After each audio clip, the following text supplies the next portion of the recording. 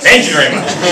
Alright, so for today's oral report, we will be presenting a variety of things about our robot. We're going to start with our frame, how we built it and why we built it that way. Then we'll go over the manipulations, how we complete the majority of the tasks assigned to us. Then we'll go over the cameras and lights, how we view our surroundings. The propulsion system, how we move our bot around. The weapon system, how we fire across the diving line and hopefully hit the National Guardsmen.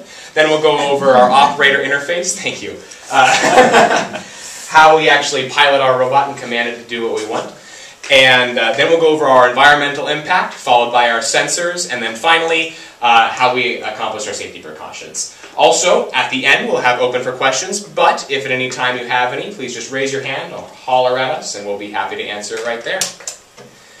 The first aspect of our robot is the body of Nigel, his frame. It's a very simple rectangular prism. We were originally a little bit concerned about our hydrodynamics, seeing as the rectangular prism isn't exactly a very hydrodynamic shape, but we decided to leave it open so that way water could flow freely through it. That would eliminate any problems. Also, we're not moving too fast through the water, so we figured hydrodynamics would not be too big of a deal. The aluminum is 6061 T6 alloy. That's aircraft-grade aluminum. It's nice and cheap, and it's also got a great strength-to-weight ratio for our robot. It's built around all of our electronics. That's how we decided the dimensions. We said, okay, what's going to go into this? Let's build it that way. Also, there's a space in the front for our manipulation, so that way we don't have to infringe upon the space that's designated for electronics. Also, all of our mountings are drilled into the sides of the bot, as opposed to the inside of Nigel. Alright, so we've removed the claw to give you a better idea of how it works. This claw will be attached to a bilge pump motor, which will allow for efficient and easy rotation. And we will insert we have a servo motor up here that allows the claw to open and close, much like the ligaments in your hand allow your fingers to open and close. And above the claw, right here, we've inserted an aluminum outcropping, which will limit the rotation to 90 degrees. And we chose that because one of the tasks asked for us to release the payload of citizens, and in order to do that, we have to grasp a handle, turn it 90 degrees, and pull it.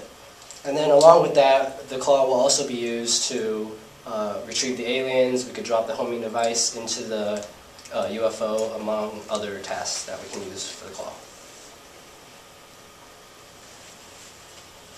There are 3 cameras on Nigel. The central camera is on a gimbal mount, which allows us to see on dual axes, so we can see all around. It's kind of like a head and a neck. There's also 2 stationary cameras.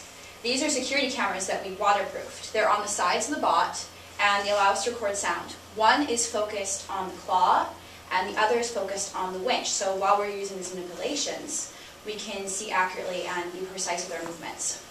All 3 of the cameras have a photovoltaic cell, where so if there's not enough light in the water while we're using the camera can use its own light source, so it supplies enough light for it to see.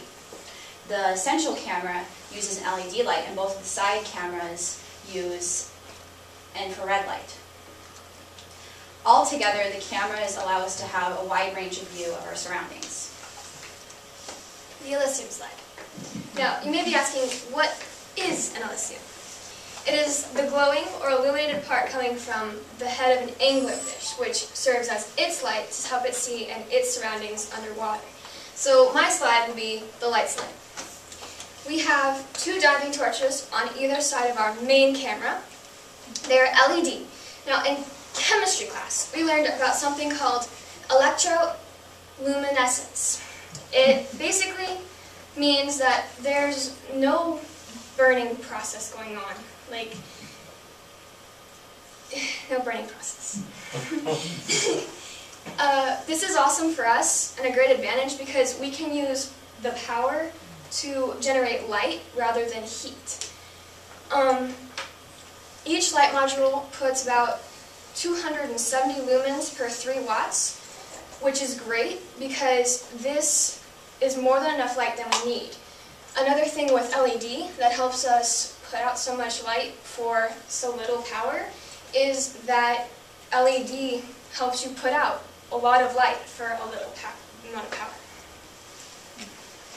Alright, so in order to move our wonderful little robot here, we use 5 Seabotics BTD-150 thrusters.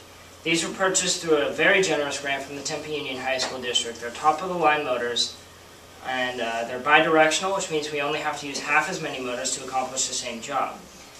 Speaking of half as many motors, we have 3 of them mounted vertically to allow us to move up and down. Since the robot is neutrally buoyant, this will help us control our depth. We have 3 of them, one on either side and one in the back to allow us to lift evenly instead of doing backflips. 2 of them are mounted horizontally.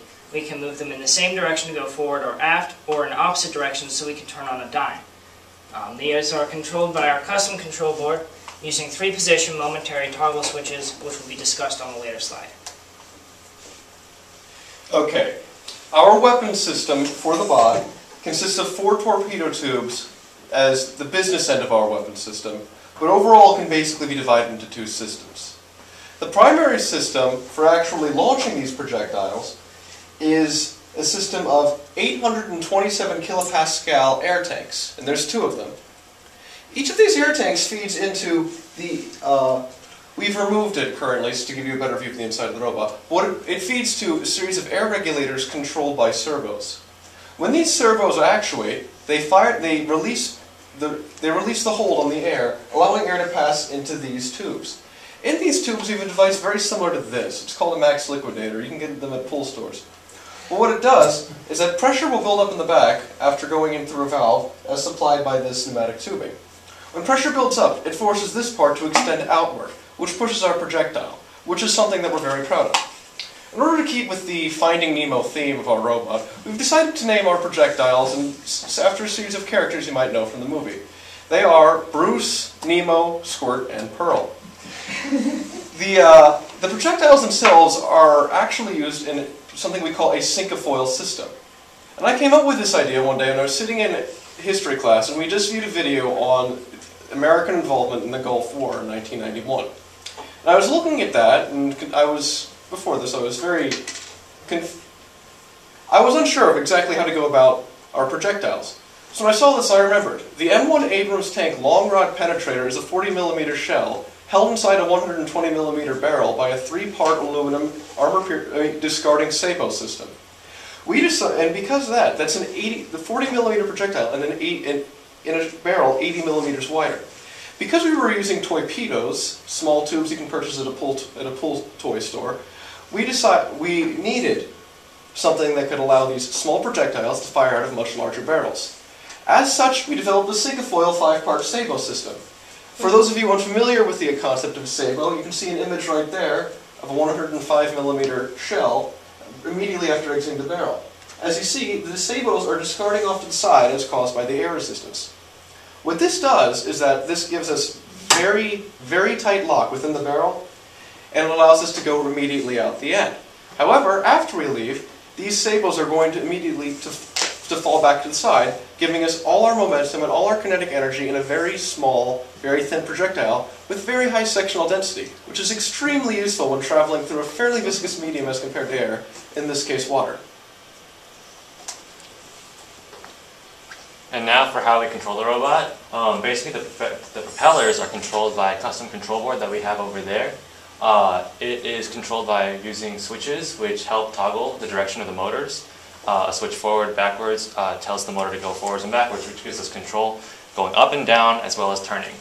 As well, on the other side, you can see a secondary control board which is used for manipulating the claw arm and the winch. And those are hooked up in the same way so that we can turn clockwise and counterclockwise to operate the arms in different directions. For controlling of the servos and the sensors, we have an Arduino, which is the controller over there, and it's wired up to the sensors as well as the servos and communicates with the laptop that we have. The Arduino is maintained by the Atmel processor, which you can see in the picture, the center, and basically it reads information from the sensors and then relays it serially to the computer so we can read it. There's been a GUI that's been created which allows us to present the information in a nice format to the pilot. And basically the GUI allows us to control the servos with multiple buttons as well as read the information in a graphical format so we can understand it better. The Arduino is programmed using the wiring language, which is an open project language made specifically for the Arduino series of control boards. And the graphical user interface was written in C#.